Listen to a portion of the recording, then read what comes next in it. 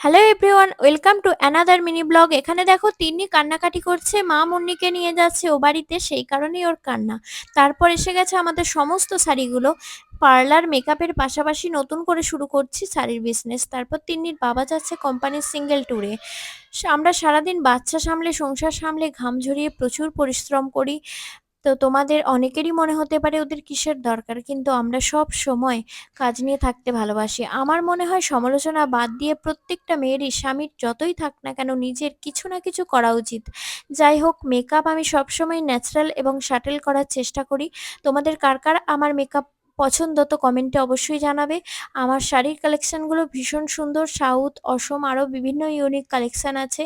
শাড়ি নিয়ে একদিন লাইভে আসবো, তোমরা অবশ্যই দেখো, বড় ভিডিও দেওয়া আছে, দেখে আসতে পারো। যারা নতুন অবশ্যই সাবস্ক্রাইব করে দিও।